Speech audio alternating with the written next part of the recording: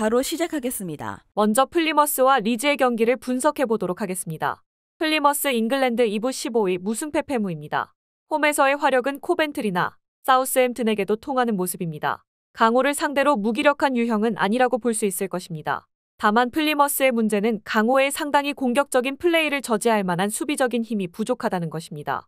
올 시즌 홈에서 레스터, 리즈, 입스위치 같은 강호들과 만난 적은 없었지만 리즈를 상대로 홈 FA컵에서 상대의 넓은 공격진 뎁스를 이기지 못하고 최종적으로 4골을 내준 경기가 힌트가 될 수 있을 것입니다.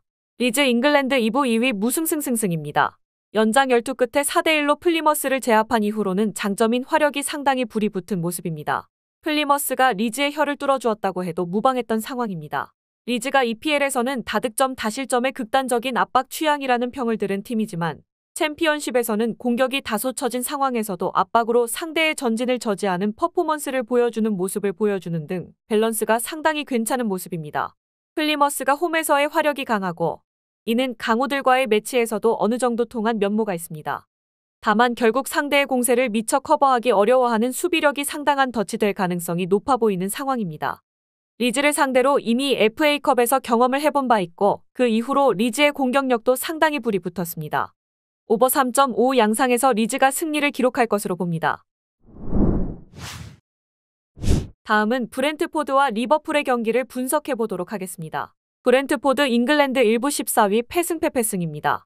올 시즌에는 히키에 헨리의 장기 부상과 플래컨의 부진 등 지난 시즌만큼의 힘을 보여주는 상황은 아닙니다. 다만 토니가 돌아오자마자 4경기에서 3골을 집어넣는 등 징계 기간 동안 폼이 저하된 모습을 보여주지 않은 것은 상당히 긍정적입니다. 특히 세트피스 상황에서의 강점을 기대할 수 있을 듯한데 리버풀이 최근 세트피스 수비에 대해서 불안한 상황을 보여주고 있고 의외로 홈에서는 리버풀 상대로 1승 1무로 브렌트포드가 전적이 좋습니다. 리버풀 잉글랜드 1부 1위 승승승패승입니다. 클롭 감독은 인터뷰에서 살라가 이 경기에서는 최소 벤치 대기를 할 수 있다는 것을 시사했습니다. 클롭 감독도 브렌트포드 원정에서의 힘겨움을 극복하는 양상은 아니었기에 최대한 공격 스쿼드를 끌어모으려는 양상입니다. 그래도 벌리전에서 하프 스페이스 공략이나 강력한 전방 압박이 효과를 보는 모습을 보이기는 했는데 문제는 결국 앞서 언급한 세트피스와 롱볼에 상당히 리버풀이 브렌트포드에게 고전했다는 것입니다. 올 시즌 브렌트포드가 수비적으로 난조가 심한 상황입니다. 여전히 유효한 리버풀의 공격력이 효과를 볼 가능성이 일단은 높다고 봅니다. 다만 오버 2.5가 1순위가 되어도 상관은 없을 듯한데 리버풀의 세트피스 수비와 브렌트포드 원정에서의 난조를 무시하기는 어려운 상황입니다.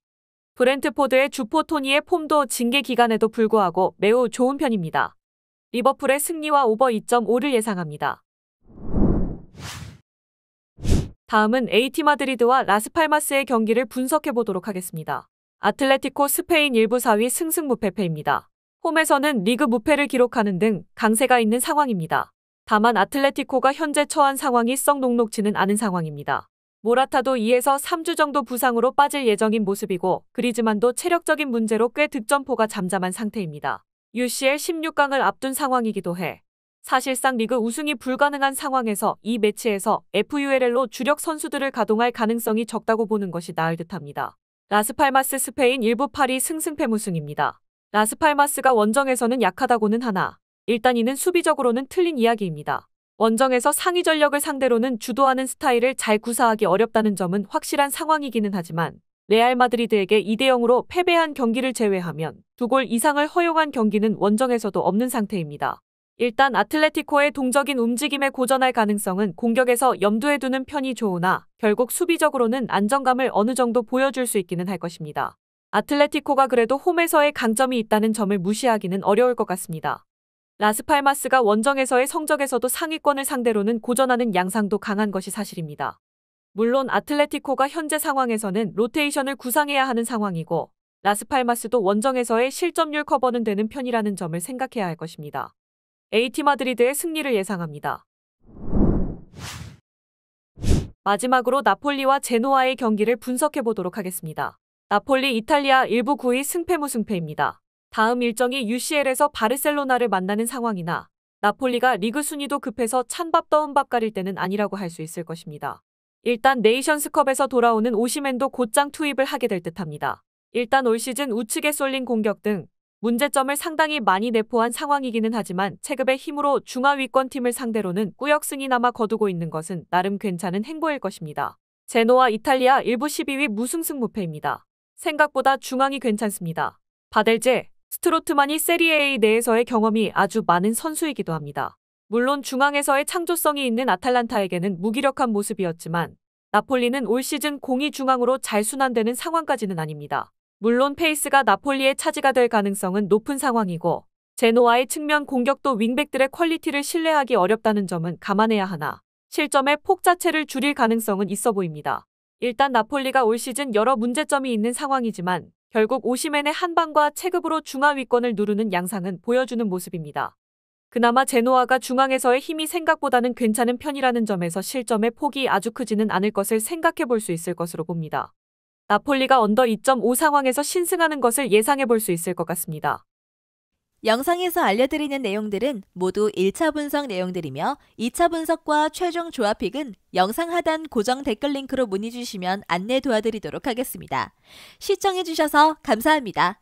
아직도 혼자 분석하고 계신가요? 이슬TV 스포츠 정보방에서는 실시간 스포츠 커넥션을 통한 소통하는 관리 시스템으로 확실한 수익을 전해드리고 있습니다.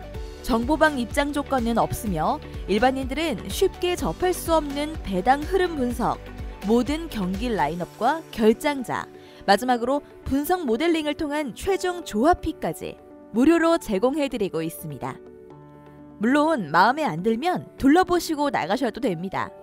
혼자 하면 단기간으로 수익을 볼 수도 있겠지만 함께하면 장기간으로 꾸준한 수익이 가능합니다.